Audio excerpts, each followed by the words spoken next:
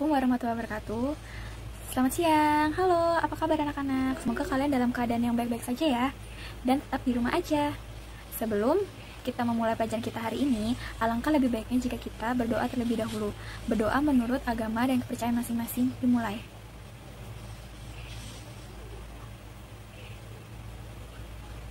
Berdoa selesai. Untuk anak-anak, jangan lupa siapkan buku catatan dan alat tulisnya ya. Sebelum Ibu menjelaskan tentang materi hari ini, Ibu akan terlebih dahulu menanyakan, apakah ada yang mengetahui pengertian dari cerita fantasi? Ada yang tahu? Ya, benar. Cerita fantasi adalah salah satu jenis teks narasi. Lalu, apakah bentuk dari cerita fantasi itu sendiri? Ada yang mengetahui juga? Ya, seperti novel, roman, cerpen, itu termasuk dalam cerita fantasi. Lalu, unsur apa saja sih yang terdapat dalam cerita fantasi? Ya, benar. Dalam cerita fantasi terdapat unsur intrinsik dan ekstrinsik. Dalam cerita apapun, dalam teks manapun, kita akan menemukan unsur intrinsik dan ekstrinsik. Benar, tepat sekali. Manfaat dari kita belajar teks narasi adalah banyak sekali manfaatnya. Salah satunya adalah ketika kita membuat cerita fantasi, kita di sana akan melatih kreativitas penulisan kita. Kita akan melatih otak kita untuk berimajinasi dan berhayal agar cerita yang kita tulis memberi kesan hidup dan berbeda dengan kisah-kisah yang orang lain tulis, seperti itu. Salah satu contoh dari cerita narasi adalah novel Keluarga Cemara atau film dari Keluarga Cemara. Itu juga merupakan salah satu bentuk atau contoh dari teks narasi dari jenis cerita fantasi. Lalu dari kita belajar teks narasi ini, kompetensi dasar apa sih yang harus kita capai? Yang pertama itu adalah mengidentifikasi unsur-unsur teks narasi atau cerita fantasi yang dibaca atau didengar. Lalu indikator pencapaian kompetensi yang harus dicapai oleh siswa adalah pertama, menjelaskan ciri tokoh, latar, alur, dan tema pada cerita fantasi dan menunjukkan buktinya pada teks yang dibaca atau didengar. Lalu yang kedua, menentukan jenis cerita fantasi dan menunjukkan bukti pada teks yang dibaca atau didengar. Tadi Ibu memberikan contohnya adalah novel dari Keluarga Cemara. Nah, sebelum itu Ibu mau menanyakan, apakah ada yang mengetahui pengertian dari teks narasi? Benar, teks narasi adalah suatu karangan, sebuah cerita yang menceritakan sebuah kejadian atau peristiwa secara detail dan berdasarkan urutan peristiwanya. Nah, di sini teman-teman, Ibu sudah membuatkan peta konsep yang bisa kalian lihat nanti. Di sini ada pengertian. Di sini dijelaskan pengertian dari teks narasi adalah bacaan berupa karangan yang menceritakan atau menjelaskan suatu peristiwa secara detail berdasarkan urutan waktunya.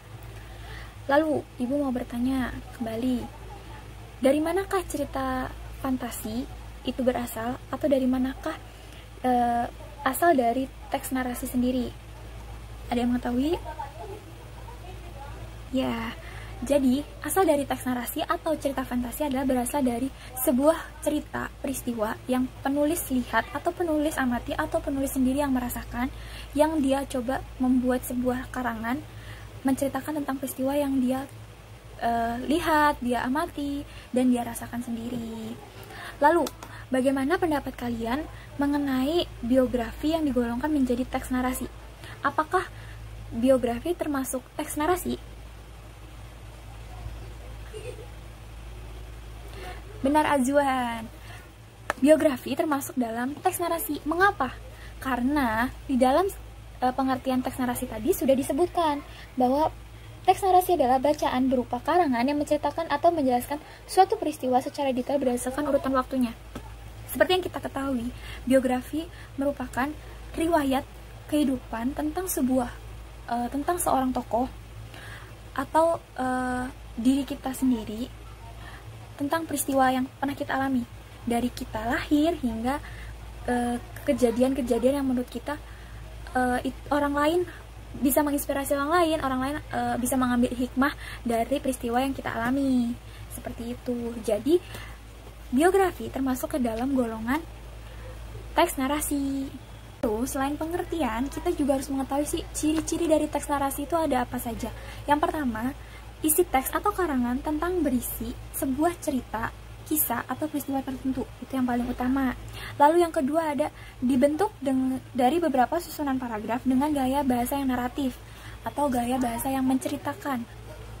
Lalu yang ketiga, memiliki kronologi atau urutan cerita yang jelas. Jadi dalam cerita naratif itu tidak boleh kita membuat sebuah cerita tapi tidak jelas urutan ceritanya seperti apa.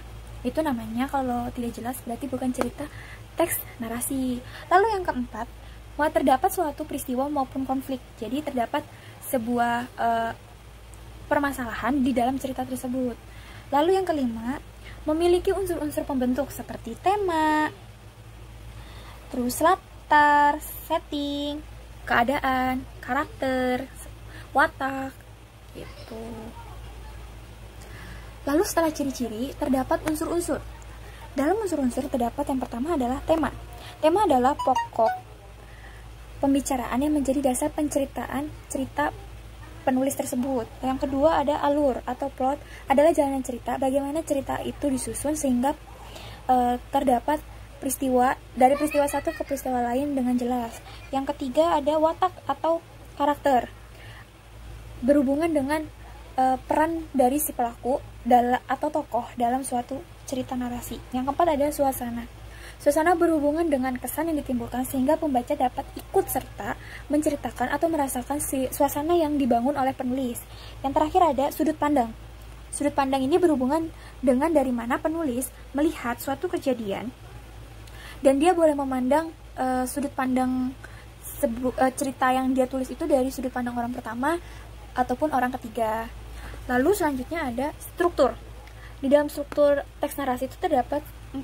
Yang pertama ada orientasi. Orientasi adalah bagian awal atau bagian pengenalan dari sebuah cerita narasi. Yang kedua ada komplikasi, yaitu bagian pokok persoalan atau konflik. Jadi di bagian komplikasi itu kita harus menemukan konflik atau suatu permasalahan dalam cerita narasi. Yang ketiga ada resolusi, yaitu bagian pemecahan konflik atau jalan keluar dari komplikasi sendiri. Yang keempat ada koda atau bagian akhir atau kesimpulan. Dari yang sudah Ibu jelaskan, apakah dari anak-anak ada yang ditanyakan atau ada yang kurang mengerti? Ya, kaidah kebahasaan. Kaidah kebahasaan itu tidak hanya terdapat di teks anekdot, teks eksplanasi, tapi juga terdapat di teks narasi. Nah, kaidah kebahasaan dari teks narasi itu ada apa aja sih? Yang pertama itu, teks narasi itu dominan menggunakan kata penghubung penanda urutan waktu seperti pertama-tama, lalu ada lalu, terus kemudian, selanjutnya, akhirnya, ketika.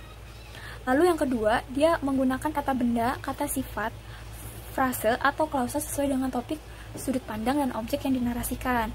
Lalu yang ketiga, mengandung kata kerja transitif atau intransitif sesuai dengan kebutuhan. Yang keempat, menggunakan kata kiasan sebagai penambah cita rasa penyampaian cerita. Itu. Ada lagi yang ditanyakan? Jika tidak ada yang ditanyakan, Ibu ingin membuat tugas kelompok untuk kalian. Tata caranya nanti akan Ibu share di link. Sekalian kalian mengisi absensi pembelajaran kita hari ini. Ada yang mau dicoba ditanyakan? Untuk pengumpulannya nanti hari ini juga, karena tugasnya sangat mudah, kalian hanya perlu memilih salah satu teks narasi yang sudah Ibu sediakan, lalu kalian baca, kalian cermati bagaimana kaidah kebahasaannya, terdapat apa saja kaidah kebahasaannya, apakah hanya ada kata penghubung, atau hanya ada kata benda, atau hanya kata kerja, atau hanya kata kiasan.